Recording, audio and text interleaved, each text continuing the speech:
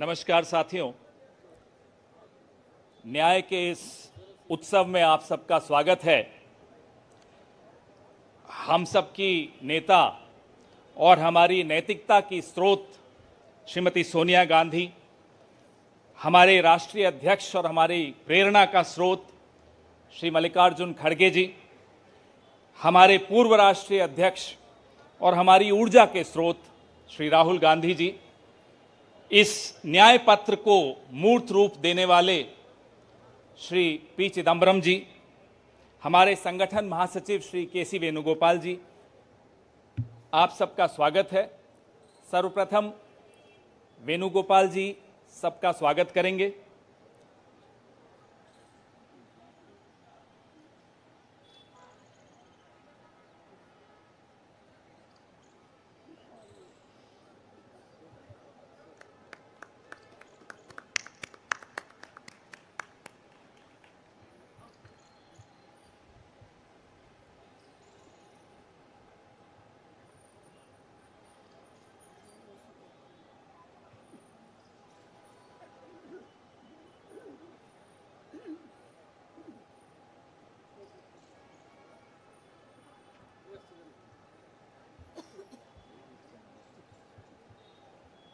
धन्यवाद वेणुगोपाल जी। साथियों, हमारे नेतृत्व के लिए और हमारी पार्टी के लिए न्याय केवल एक शब्द नहीं है। न्याय संघर्ष है, न्याय तपस्या है और न्याय हक है। सबसे पहले इस कार्यक्रम को आगे बढ़ाते हुए हम न्याय पत्र का विमोचन करेंगे, उसको जारी करेंगे। मैं माननीय कांग्रेस अध्यक्ष श्री मल्लिकार्जुन खड़गे साहब से आग्रह करूंगा कि वो न्याय पत्र को जारी करें।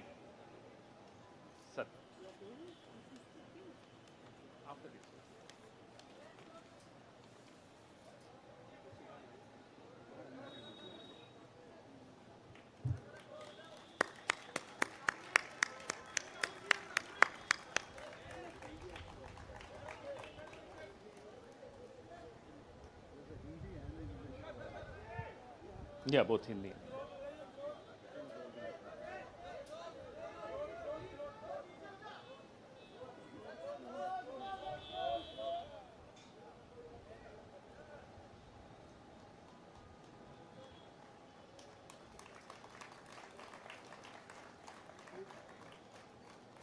धन्यवाद।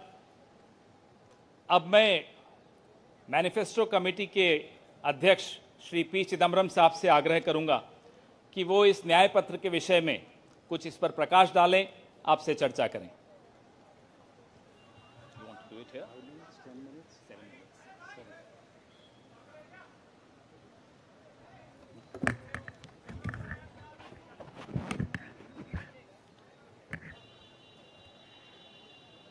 Honorable Congress President,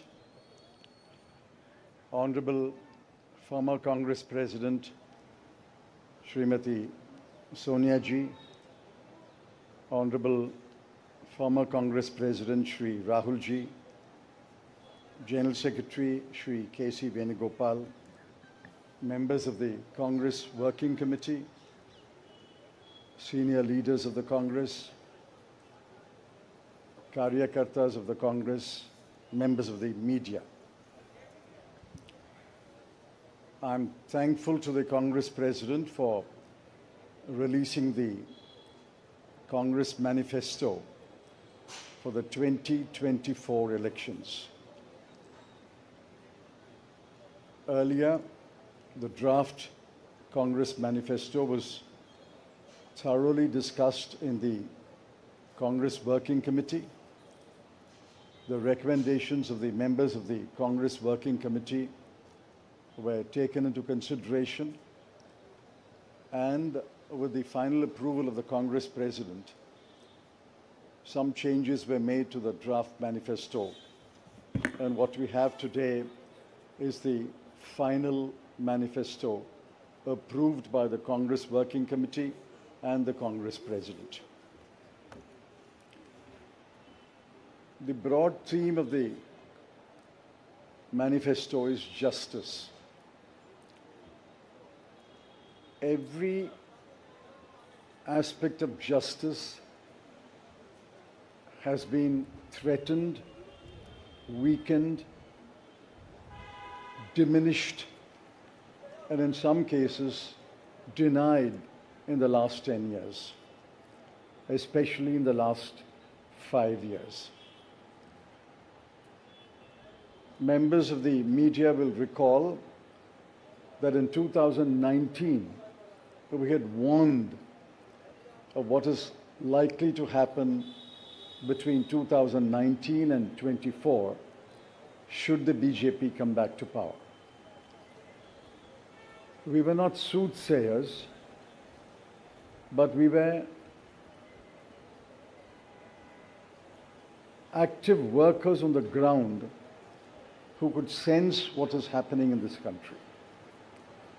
I'm sorry to report that what we had predicted in 2019 has come to pass in 2024.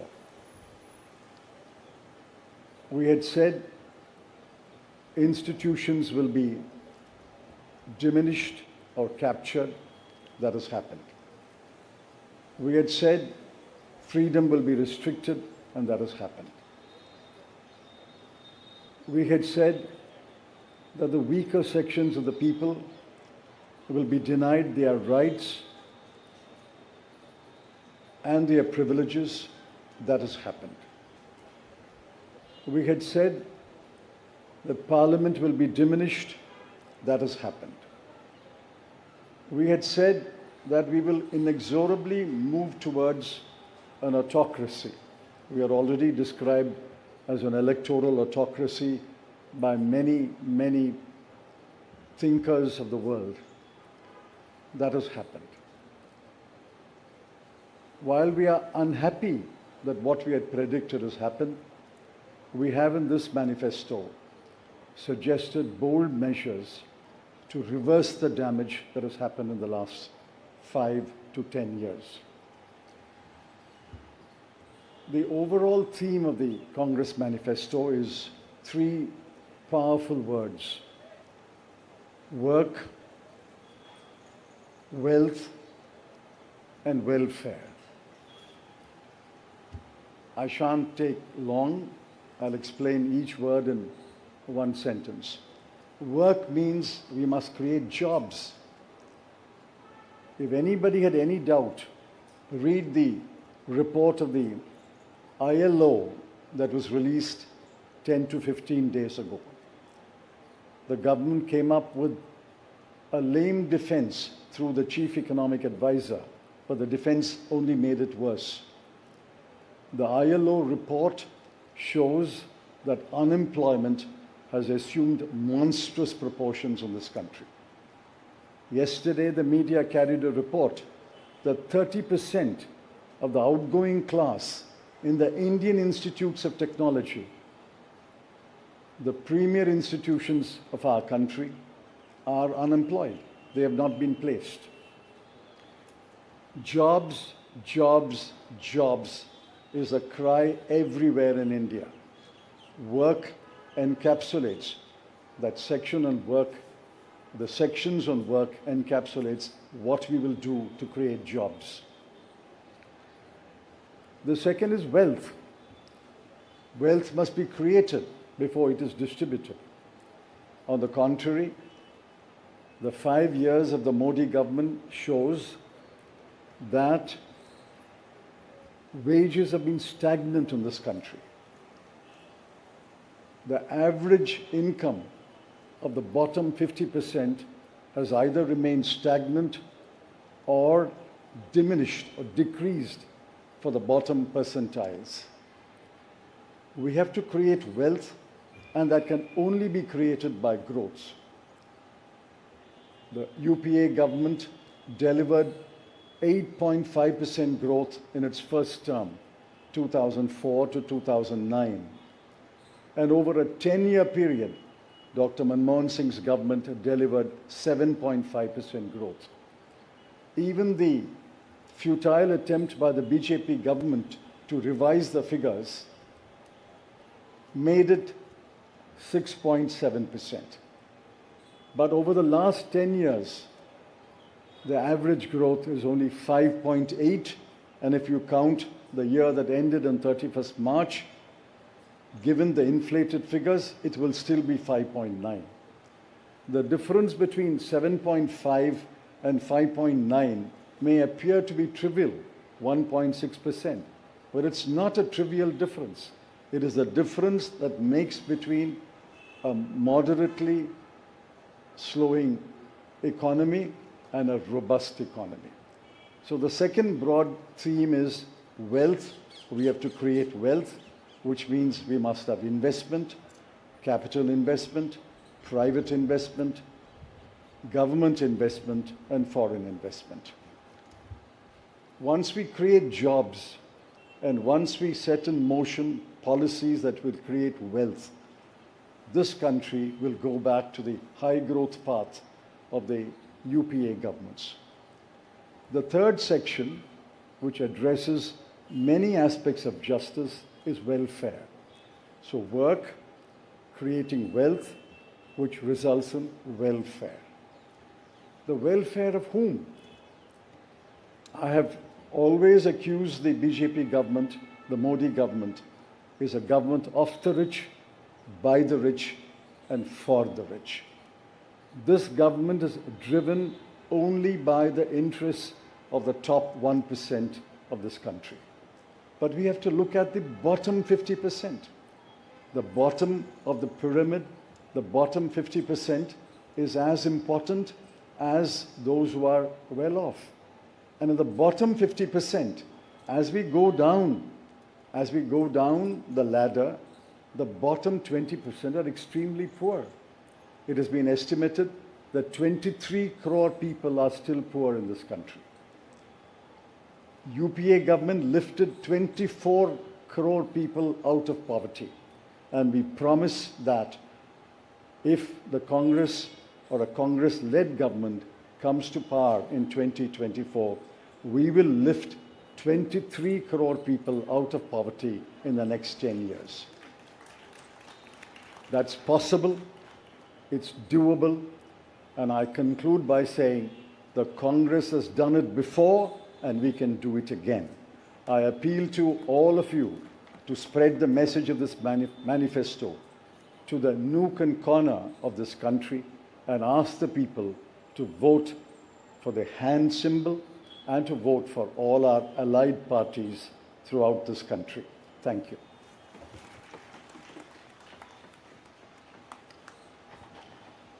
धन्यवाद चिदम्बरम साहब। मैं माननीय राष्ट्रीय अध्यक्ष श्री मल्लिकार्जुन खड़गे साहब से आग्रह करूंगा कि वो दो शब्द कहें।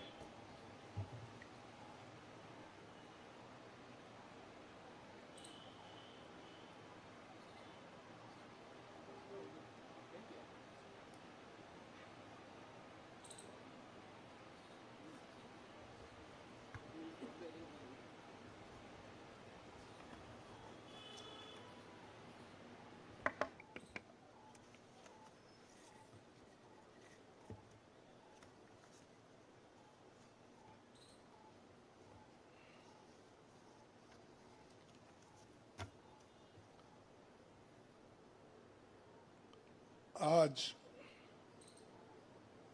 हमारे कांग्रेस चुनाव घोषणा पत्र जारी करने के मौके पर कांग्रेस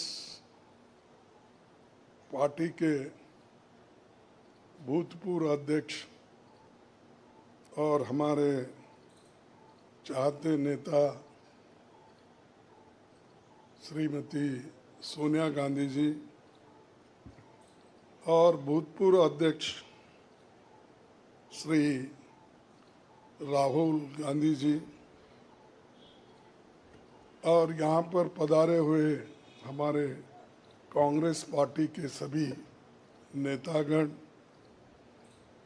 और खासकर इस जो घोषणा पत्र को तैयार किए श्री पीसी चिदम्बरम जी, केसी वेणुगोपाल जी और सारे वर्किंग कमेटी के मेंबर्स, मीडिया के मेरे दोस्तों, आज मुझे ये भी याद करना है कि बाबू जगजीवन राम का जन्मदिन भी है और जो बाबू जगजीवन राम हमारे पार्टी में बहुत साल तक 1947 से लेकर 1984 तक 1984 तक वो इस पार्टी में रह के काम किए।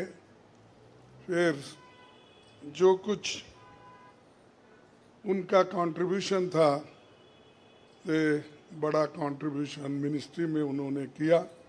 ऐसे दिन आज हम ये घोषणा पत्र गरीबों के लिए हम अर्पित कर रहे हैं। आज भारतीय राष्ट्रीय कांग्रेस के 2024 के लोकसभा चुनाव का घोषणा पत्र जारी किया जा रहा है। इस मौके पर मैं आप सभी का स्वागत करते हुए 22 दिसंबर 2023 को जो चिदम्बरम जी की अध्यक्षता में 16 सदस्यीय कांग्रेस मैनिफेस्टो कमेटी बनी थी और 19 मार्च को सीडब्ल्यूसी ने इसे मंजूरी दी थी।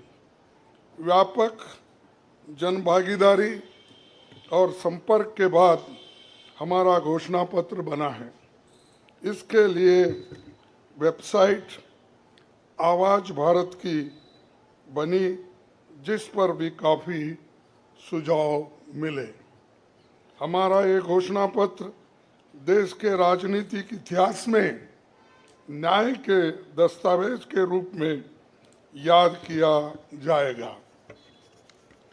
राहुल जी के नेतृत्व में चली भारत जोड़ो न्याय यात्रा में 5 पिलर्स पर ध्यान केंद्रित किया गया था। यात्रा के दौरान युवा न्याय, किसान न्याय, नारी न्याय, श्रमिक न्याय और हिस्सेदारी न्याय की घोषणा की गई थी। जहाँ कहीं भी हम गए इन न्याय की बात हमने करी थी और इसकी गारंटी भी हमने दी है। इन 5 पिलर्स में से 25 गारंटी निकलते हैं। हर 25 गारंटी ने किसी ना किसी को लाभ मिलने का इसके अंतर्गत यहाँ पर हमारे मैनिफेस्टो में भी है और इसके लिए जो हम पहले से ही करते हुए आए हैं वो भी हमने इसका उल्लेख किया है। मैं कुछ बातें आपके सामने रखना चाहता हूँ। खासकर युवा न्याय के तहत हर शिक्षित युवा की पहली नौकरी अप्रेंटिसशिप के साथ पक्की हो जाए, ऐसी एक गारंटी हम दे रहे हैं और उसके लिए हम 1 लाख रुपए उसके लिए हम एक अप्रेंटिसशिप कोर्स करने वालों को खर्च करेंगे और इससे ये फायदा होगा किसी ना किसी जगह उसको पक्की नौकरी मिलेगी, क्योंकि ये स्किल डेवलपमेंट के तहत और बहुत से इंडस्ट्रीज में इनको काम मिलेगा। नारी न्याय के तहत गरीब परिवार की महिला को सालाना 1 लाख की मदद देंगे। कोई तालियां नहीं बजा रहे, क्या बात है। गरीब परिवार की महिला को सालाना 1 लाख की मदद देंगे और किसान न्याय के तहत किसानों की कर्ज माफी और एमएस की कानून की गारंटी भी हम देंगे। और श्रमिक न्याय, इसके तहत मनरेगा में भी 400 रुपए ये न्यूनतम कम से कम 400 रुपए मजदूरी दिया जाएगा। हिस्सेदारी न्याय में सामाजिक आर्थिक समानता के लिए हर व्यक्ति और हर वर्ग की गिनती या जातीय जनगणना होगी, जिससे सबको फायदा होगा, या किसी के फॉर में किसी के अगेंस्ट में ये नहीं है कि हालात को समझने के लिए ये जातीय जनगणना करेंगे, जैसा कि SC/ST की जातीय जनगणना होती है। और वैसा ही जो पिछड़े लोग हैं और भी ये अपर कास्ट में भी गरीब लोग हैं, सबकी हालत क्या है ये जानने के लिए हम जातीय जनगणना कराएंगे और इसका फायदा हर वर्ग को मिलेगा। हमारे घोषणा पत्र में संवैधानिक न्याय कॉन्स्टिट्यूशनल जस्टिस खंड में लोकतंत्र बचाओ, भय से मुक्ति से लेकर मीडिया, न्यायपालिका आजादी, भ्रष्टाचार के खिलाफ मुहिम जैसे मुद्दे, कला संस्कृति जैसे विषय भी है। आर्थिक न्याय इकोनॉमिक जस्टिस खंड में आर्थिक नीतियों, बेरोजगारी, टैक्सेशन और टैक्स रिफॉर्म्स, ये सारी चीज़ें उसमें हम लाएंगे। इंडस्ट्री और इंफ्रास्ट्रक्चर पर ठोस काम हम करेंगे। राज्य न्याय जस्टिस फॉर द स्टेट्स में संघीय विकास पूर्वोत्तर भारत पर रोशनी हम डाले हैं, और जहाँ कहीं भी फेडरल स्ट्रक्चर को धोखा होगा, हम उस वक्त अपनी आवाज़ उनके साथ भी उठाएंगे, और जब हमारी गवर्नमेंट आएगी तो उनको बराबरी का हिस्सा देंगे, और ताकि वो पैसे के लिए तरस न हो, चाहे वो ड्रॉट हो, फ्लड हो, डिसास्टर्स हो, इसके लिए नेचुरल डिसास्टर, इन सब के लिए फेडरल गवर्नमेंट को कानून के तहत जो मदद मिलना चाहिए वो हम जरूर उनको दिलाएंगे। उसी के साथ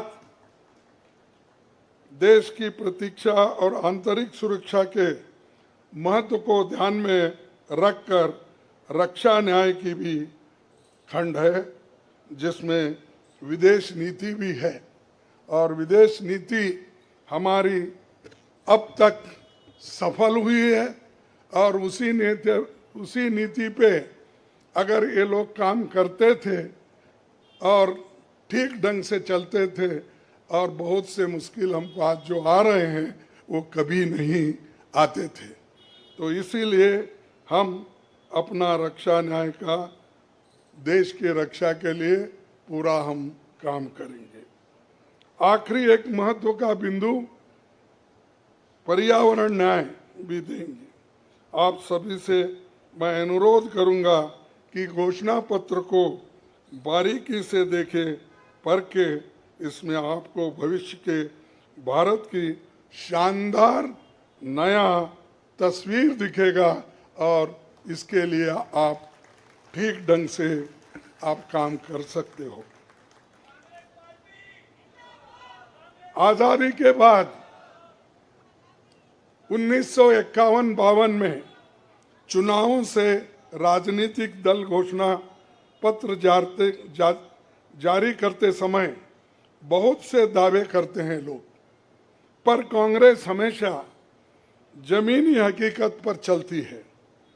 1951 में पंडित जवाहरलाल नेहरू के नेतृत्व में हमारा जो घोषणा पत्र जारी हुआ, उसका नाम था व्हाट कांग्रेस स्टैंड्स फॉर। उसका नाम था व्हाट कांग्रेस स्टैंड्स फॉर। पहले घोषणा पत्र को लेकर ये टिप्पणी की गई थी, no exaggerated claims were made, no ambitious plans to entice public or deceive the electorate had been placed before them. A realistic, view of what was capable of achievement and implementation alone was presented. ये पंडित जवाहरलाल नेहरू जी के ज़माने में घोषणा पत्र दी थी जो realistic है, जो ग्राउंड लेवल पे हम कर सकते हैं, उसी के बारे में उन्होंने बोला था। किसी को फंसाने के लिए नहीं, झूठ बोलने के लिए नहीं, हम जो भी कहते हैं वो करके दिखाते हैं, ये उनका कहना था। और वही आज भी हम कर रहे हैं, जो कर सकते हैं वही हम इसमें घोषणा पत्र में लिखे हैं।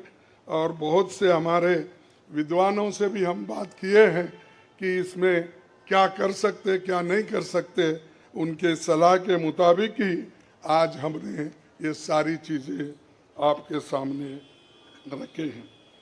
ये हमारा 139 ईयर्स साल का शानदार इतिहास है।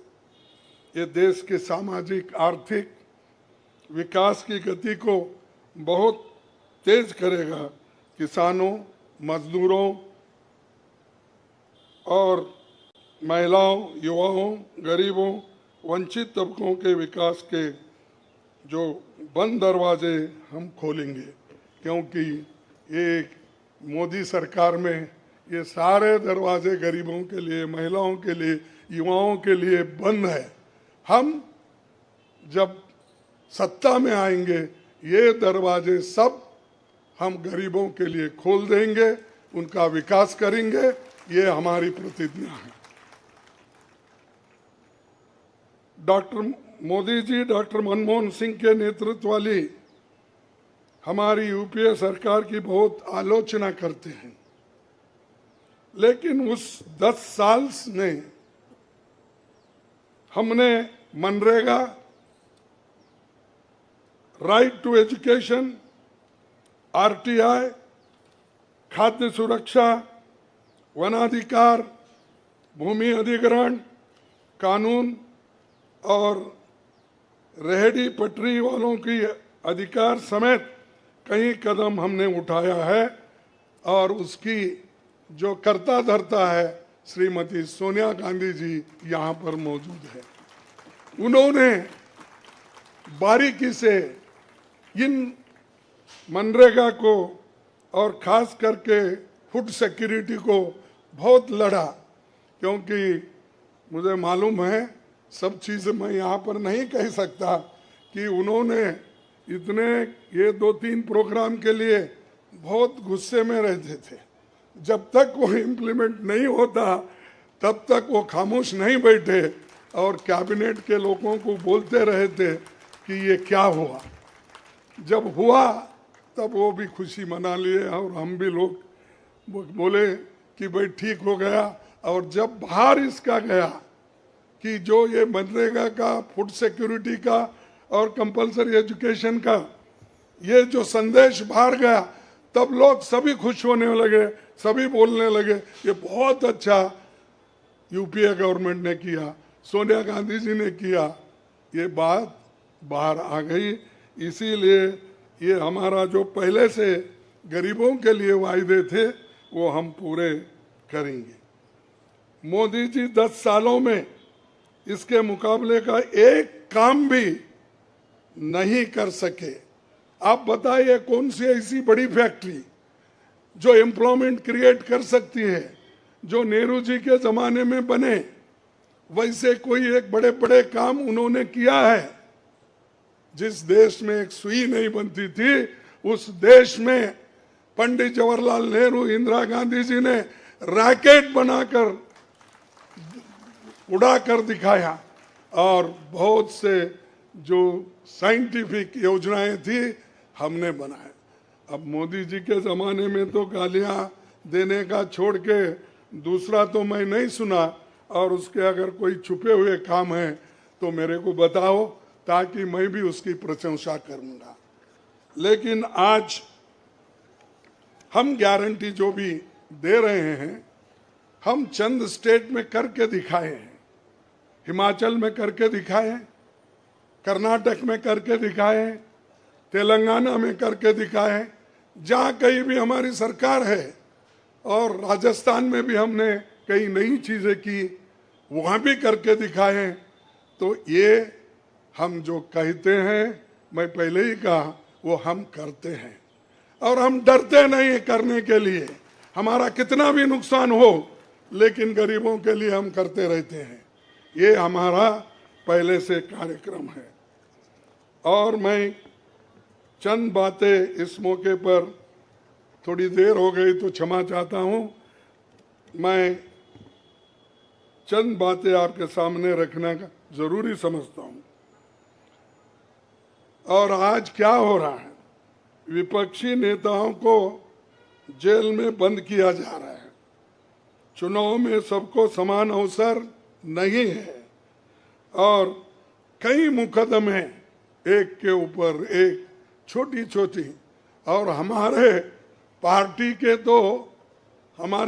के ऊपर इतना बड़ा जुल्म किया और इतने हमारे को पेनल्टीज डाले। 3,567 करोड़ रुपए का हमारे ऊपर उन्होंने पेनल्टी डाली। क्या ये लेवल प्लेइंग ग्राउंड है? और ये हमारे ऊपर आज हो रहा, कल मीडिया के ऊपर होगा, मीडिया हाउसेस के ऊपर होगा, सबके ऊपर होगा। तो इसीलिए इसको, इस देश के डेमोक्रेसी को बचाना है, संविधान को बचाना है। इसीलिए हम सब लोग, देश के लोग, एक होना चाहिए और लड़ना चाहिए। और जो ऑटोक्रेटिक मोदी साहब है, उनको हटाना चाहिए। ये मेरा आपसे विनती है। जब तक आप ये काम नहीं करेंगे, तब तक हम सिर्फ बातों से नहीं होगा। आप लोग घर घर जाके, और हमारी गारंटी कार्ड जो है, इन गारंटी कार्डों को घर घर तक पहुंचाने का काम हमारे कार्यकर्ता करें। जब तक आप घर घर नहीं जाएंगे, वोटर से नहीं मिलेंगे, कुछ भी होने वाला नहीं है। सिर्फ स्लोगन से या मेरे भाषण से कुछ बदलाव होने वाला नहीं। बदलाव होगा तुम जनता से जब मिलेंगे, घर घर जाएंगे, महिलाओं से मिलेंगे, युवाओं से मिलेंगे, और जितने भी हमारे पेरेंट्स हैं, बड़े हैं, उनसे मिलके, किसानों से मिलके आप लोग काम करेंगे, तभी हम कुछ हासिल कर पाएंगे। तो इसीलिए मैं आपसे विनती करूंगा, ये काम हमारा आप करेंगे और इस ऑटोक्रेटिक सरकार को हटाने के लिए आप काम करते रहेंगे। अब बीजेपी का तो ऐसा है, चंदा दो धंधा लो, चंदा दो धंधा लो, कॉन्ट्रैक्ट लो, पैसे दो। तो उन्होंने काम किया और वो कहते हैं कि भ्रष्टाचार मिटाऊंगा। अरे भाई, 25 लोग हमारे बड़े बड़े नेताओं को आपने लिया और 25 नेताओं में 2 को तो एक पूरा एक्सोनरेट किया और 23 लोगों को फिर उनको भी एक्सोनरेट किया। अरे शाह साहब के वॉशिंग मशीन में इतने लोग जो भी जा रहे हैं, क्लीन होके आ रहे हैं, और भ्रष्ट लोग तुम्हारे साथ है, बदनाम हमको कर रहे हैं।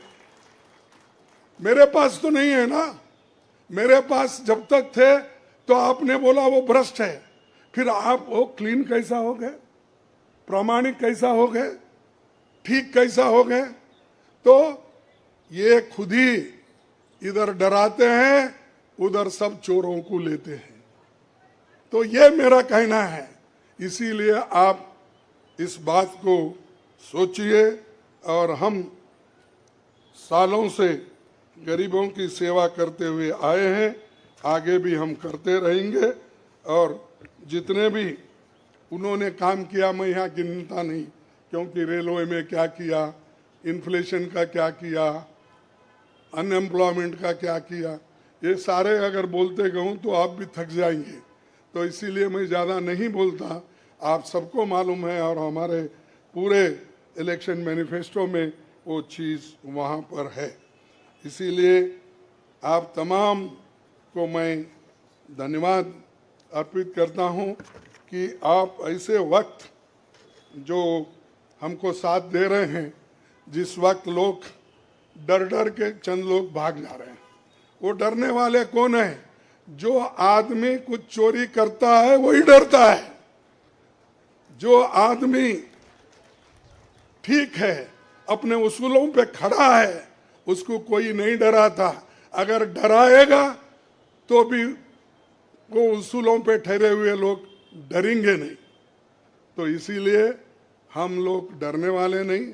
हमारे नेता श्रीमती सोनिया गांधी जी, राहुल गांधी जी, डर उनमें नहीं है और डर का नाम भी नहीं है। और डर ये शब्द उनके पास नजदीक आता नहीं। वो डर सिर्फ मोदी को है, क्योंकि वो हमारे लोगों को ले लेके 400 पार बोलते फिर रहा है। अरे मणिपुर जैसे एरिया में नहीं जा सके, देश में विदेश में 14 फेरियां लगाए, देश में इलेक्शन का प्रचार सरकारी फंड से किया गया, सरकारी वैन से किया गया, लेकिन मणिपुर वो देखे नहीं। क्यों नहीं गए भाई? आपकी तो 56 इंच की छाती है, आपको डर कुछ भी नहीं है। हाँ, आप जा सकते हैं, लेकिन वहां हमारे नेता राहुल गांधी जी जा सकते हैं लोगों के साथ। आप क्यों नहीं जा सकते? क्योंकि आपको डर है, और डरने वाला आदमी देश की भलाई कभी नहीं करता। बाय चांस आया, अब आगे लोग उसको देखेंगे और आप भी मजबूती के साथ हमारे साथ खड़े होंगे। इतना ही कहते हुए मेरे 4 शब्द को समाप्त करता हूं। जय हिंद।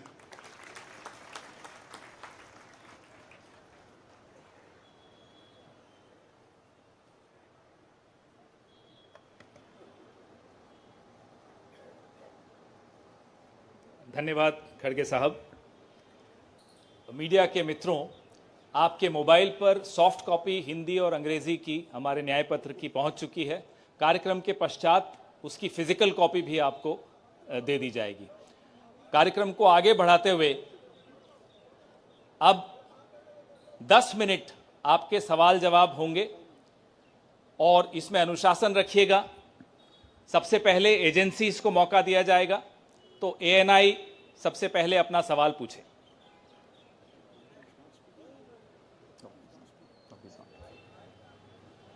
माइक दे दीजिएगा मीडिया के साथियों को।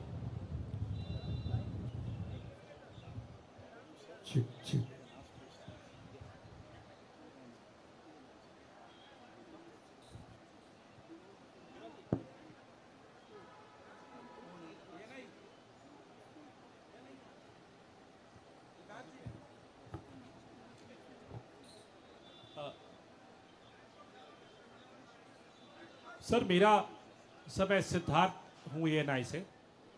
सर मेरा सवाल यह है कि आप लोगों ने एक प्रॉमिस किया है अपने मैनिफेस्टो में कि जो लोग पार्टियां छोड़कर जाते हैं, चुने हुए लोग, उनके लिए आप अमेंडमेंट करेंगे, 10th शेड्यूल में डालेंगे कि ताकि उनकी मेंबरशिप अपने आप बर्खास्त हो जाए। क्या इस तरीके की परिस्थितियां जो आज बन रही है, खासकर आपकी पार्टी इसको देख रही है, इसको ध्यान में रखते हुए आप लोगों ने मैनिफेस्टो में इसको डाला है?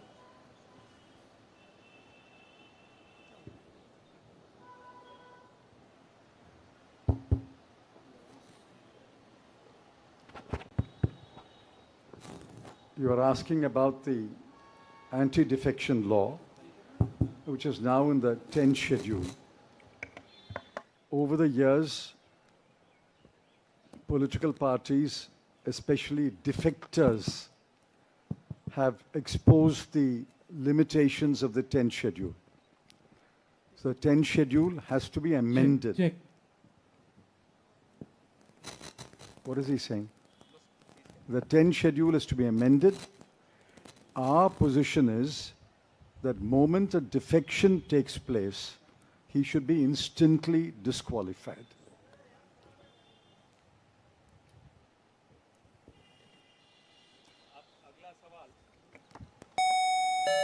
अगला सवाल PTI.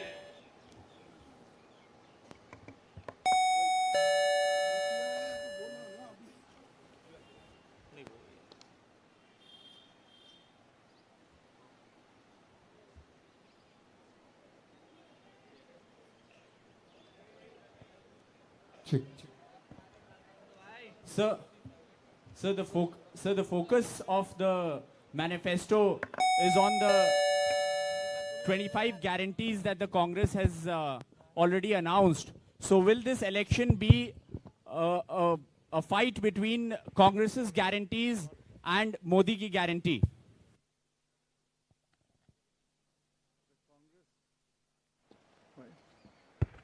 The Congress guarantees are concrete guarantees. We have spelt out in English and Hindi and in due course in different languages what each guarantee means, what each guarantee will deliver to the people. Mr. Modi's guarantees are only in order to ensure that he is guaranteed a third-term job. Where is the guarantee? What happened to the guarantee of 2 crore jobs? What happened to the guarantee of 15 lakhs in the account of every Indian? What happened to the guarantee of doubling farmers' income? What happened to the guarantee of raising India's GDP to 5 trillion? I can offhand narrate at least 50 such promises of Mr. Modi. Mr. Modi's promises are empty promises. Our 25 guarantees are concrete guarantees.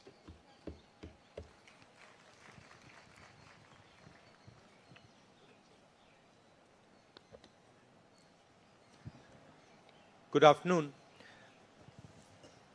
I agree with what Mr. Chidambaram said. But this election is about those who are trying to destroy the Constitution and destroy democracy in this country versus those who are trying to protect the Constitution and protect democracy in this country. We do believe that it is very important, once this fight is won, that we look after the interests of the vast majority of our people, that India is not run for 2 or 3 large conglomerates, large businesses, that it is run for the vast majority of people, that we are not a nation of monopolies, we are a nation where there is fair competition among businesses. So I think it's important to understand that this election is a fundamentally different election. I don't think democracy has been as much at risk, the Constitution has been as much at risk as it is today. In Hindi, sir. ये जो चिदम्बरम जी ने कहा उससे मैं सहमत हूं, मगर ये जो चुनाव है ये लोकतंत्र को और संविधान को बचाने का चुनाव है. एक तरफ एनडीए नरेंद्र मोदी जी जो कॉन्स्टिट्यूशन पर आक्रमण कर रहे हैं, लोकतंत्र पर आक्रमण कर रहे हैं, इंस्टीट्यूशंस को कैप्चर कर रहे हैं, और दूसरी तरफ इंडिया अलायंस जो कॉन्स्टिट्यूशन की रक्षा करता है, लोकतंत्र की रक्षा करता है. तो ये चुनाव इन दोनों फोर्सेस के बीच में है. धन्यवाद. मौसमी सिंह, आज तक.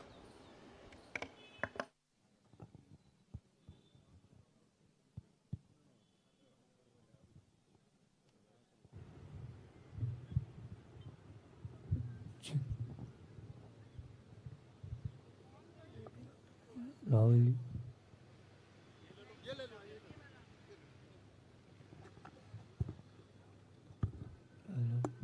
हेलो. मेरा सवाल मैडम सोनिया गांधी से है. मैम, अगर आपसे सवाल. राहुल जी, आपने ओपीएस को लेके लगातार जो है झंडा बुलंद किया है. तमाम सरकारें आपकी, उन्होंने ओपीएस का वादा किया था. चिदम्बरम साहब, you had promised OPS and in Himachal and Rajasthan you implemented OPS, but in the manifesto the OPS scheme is missing. So is there a reflects, is there a introspection that it's not viable economically? Is it that? It's not missing as such. It's very much on our minds.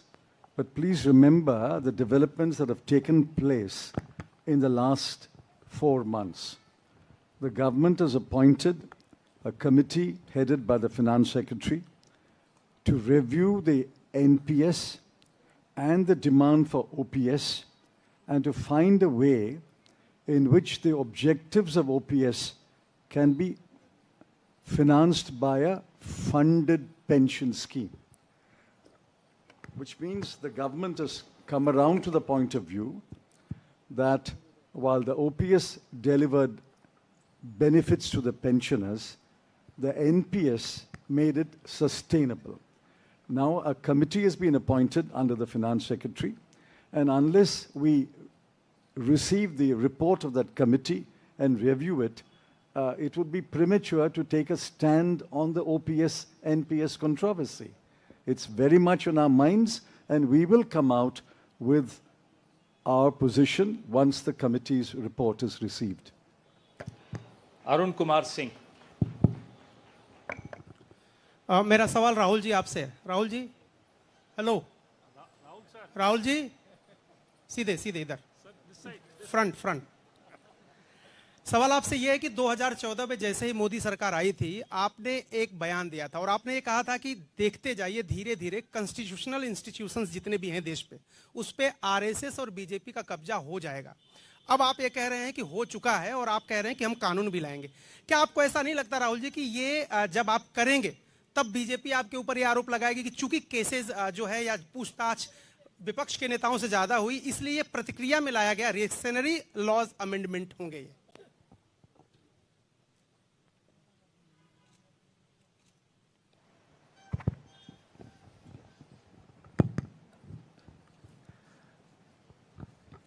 सबसे पहले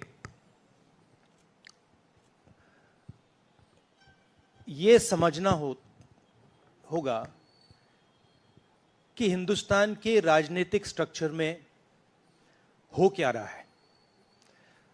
RSS ने और BJP ने और खासतौर से नरेंद्र मोदी जी ने जो स्ट्रैटेजी बनाई है, उसका फाउंडेशन क्या है, उसकी नींव क्या है, सबसे पहले यह समझना है। नरेंद्र मोदी जी ने जैसे अदानी जी की मोनोपोली है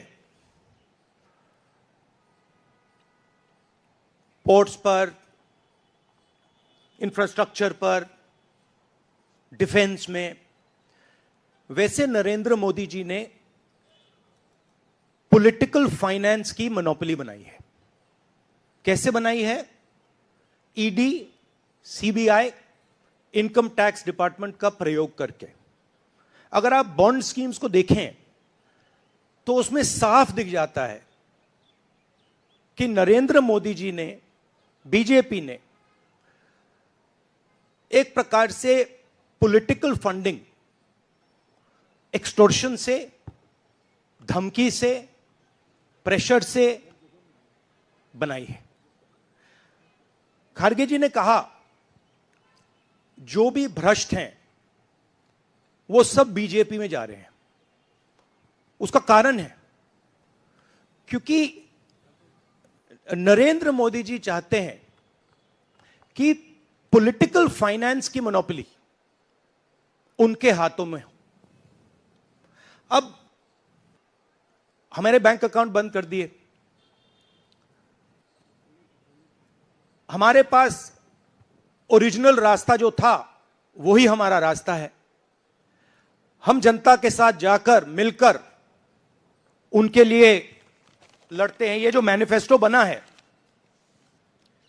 ये मैनिफेस्टो कांग्रेस पार्टी ने नहीं बनाया है। ये मैनिफेस्टो हिंदुस्तान की जनता ने बनाया है। हमने सिर्फ इसको लिखा है, ठीक है। और हमने सिर्फ इसको लिखा है, जो किसानों ने हमें बताया, खारगे जी को बताया, मुझे बताया, बाकी नेताओं को बताया, वो हमने लिखा है। चाहे वो रोजगार की बात हो, चाहे वो कॉन्ट्रैक्ट लेबर की बात हो, हजारों लोगों से बात करके हमने ये हिंदुस्तान की आवाज है, ये लिखी है। मगर जो राजनीति में आज हो रहा है वो क्लियर है कि सब पार्टीज को नरेंद्र मोदी, ईडी, सीबीआई, इन इंस्टीट्यूशंस को कैप्चर करके फाइनेंशियली मोनोपोली बना रहे हैं अपनी। और चुनाव के बाद रियलिटी है कि ये जो फाइनेंशियल मोनोपोली बड़ी इंटरेस्टिंग चीज है, क्योंकि सारा इंफॉर्मेशन, सारा का सारा इंफॉर्मेशन, किससे एक्सटॉर्शन किया है, किसको कॉन्ट्रैक्ट दिया है, कॉन्ट्रैक्ट देने के बाद उसने कितना पैसा दिया है, वो पूरी ब्लूप्रिंट, पूरी की पूरी ब्लूप्रिंट इलेक्टोरल बॉन्ड्स में लिखी हुई है।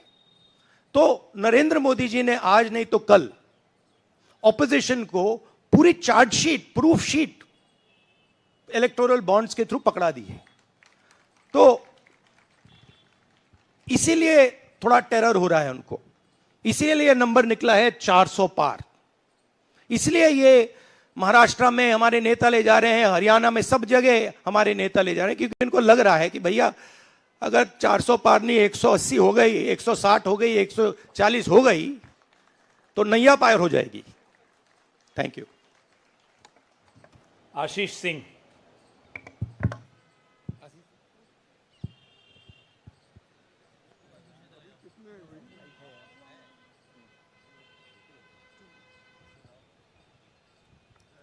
राहुल जी, लास्ट टाइम पिछले लोकसभा चुनाव में राहुल जी आपने मुझे याद है कहा था, you were convinced that time कि मोदी जी जा रहे हैं, मोदी जी का वक्त खत्म हो गया है। ऐसा हुआ नहीं, होता है राजनीति में। इस दफा नरेंद्र मोदी को आप कितनी बड़ी राजनीतिक चुनौती मानते हैं सर 2024 के चुनाव में? देखिए, 2019 में ये शुरू हुआ, आज ये एक तरह पीक पे पहुंच गया है। हिंदुस्तान के सारे इंस्टीट्यूशंस उनके हाथ में हैं, पॉलिटिकल फाइनेंस की मोनोपोली उनके हाथ में है, CBI, ED, income tax, EC, ये सारे के सारे बीजेपी के हाथ में है, बीजेपी के कंट्रोल में है। तो जैसे मैंने अपने भाषण में कहा, cricket match is a rigged match. Cricket match is not a fair match. उसमें चाहे सोशल मीडिया की बात करें, आप हमारे नेताओं के, ऑपोजिशन नेताओं के सोशल मीडिया देख लीजिए, मेरा यूट्यूब देख लीजिए, मेरा फेस टाइम देख लीजिए, फेसबुक देख लीजिए, इंस्टाग्राम देख लीजिए, तो ये सारा का सारा स्ट्रक्चर कंट्रोल्ड है, रिग्ड है। इसलिए बहुत जरूरी है कि जनता इस बात को समझे कि ये नॉर्मल चुनाव नहीं है, ये लोकतंत्र को बचाने का, संविधान को बचाने का चुनाव है, और इसको लड़ना और जीतना बहुत जरूरी है। ये चुनाव 2-3%, 5% और बाकी हिंदुस्तान के बीच में चुनाव है, और जो बाकी हिंदुस्तान चाहता है वो इस मैनिफेस्टो में है, और जो 2% चाहता है, जो अदानी जी चाहते हैं, वो आप उनका मैनिफेस्टो देख लीजिए, आपको पता लग जाएगा, उसमें उनकी रिक्वेस्ट लिस्ट पूरी की पूरी आपको मिल जाएगी। Thank you. आखिरी सवाल कुमार विक्रांत सिंह।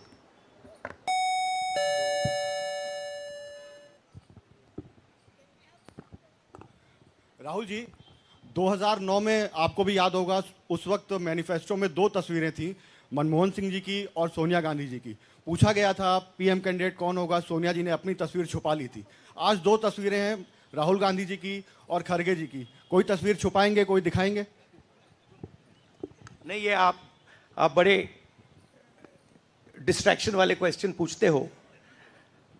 देखिए, इंडिया गठबंधन में डिसीजन लिया गया है कि हम मिलकर एक साथ आइडियोलॉजिकल चुनाव लड़ रहे हैं। चुनाव जीतने के बाद लीडर कौन होगा, प्राइम मिनिस्टर कौन होगा, वो पूरा का पूरा जो कोलिशन है वो मिलकर डिसाइड करेगा। Thank you. धन्यवाद। अब कार्यक्रम की समाप्ति से पहले श्री केसी वेणुगोपाल कल के कार्यक्रम के विषय में आपसे 2 शब्द कहेंगे। Dear friends, today we are already released the Brother, he wants South media chance. इन्हें माइक दीजिए जो साउथ इंडिया से हमारे जो साथी हैं, और ये आखिरी सवाल होगा। chick.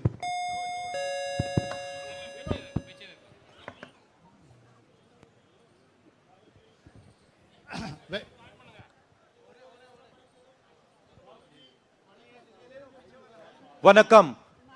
South India's mic is not on, brother. But you have a very strong voice. You can speak without the mic. Sir, Vanakkam. Vanakkam. Venkatraman from Dinamalar from Tamil Nadu. Advance congratulations to the Congress party, which is due to this serious campaign by the DMK party and Congress leaders. You are going to get 10 out of 10 seats from Tamil Nadu in the forthcoming parliament election. Do you think the same trend will you expect from the across the country? Well, you know, I'm not a soothsayer. Unlike many political commentators, I can't predict the future. But what I'm confident of is that this is a much closer election than is being propagated by the media. It is a close election, and we are going to fight an excellent election, and we are going to win the election. Thank you. Please do remember one thing.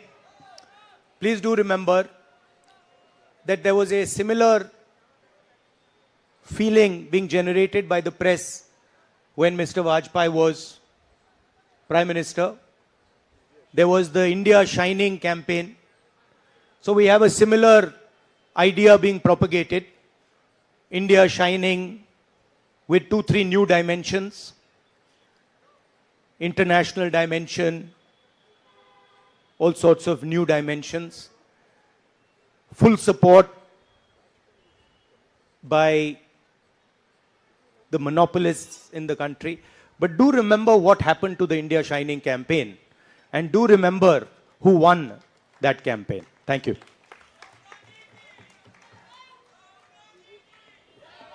Dear friends, today already we released the Congress Manifesto of 2024. Tomorrow in 2 places we are launching the manifesto with huge rallies. One is in Jaipur. Tomorrow morning the manifesto launching will take place in Jaipur. And second rally of launching the manifesto will take place in Telangana, Hyderabad in the evening. There were 2 programs tomorrow. One is in Rajasthan, one is in Telangana for launching the manifesto. I once again thanking all of you for participating in this event. Thank you Venugopal ji. अब सेवा दल के साथियों से आग्रह है कि वो राष्ट्रगान शुरू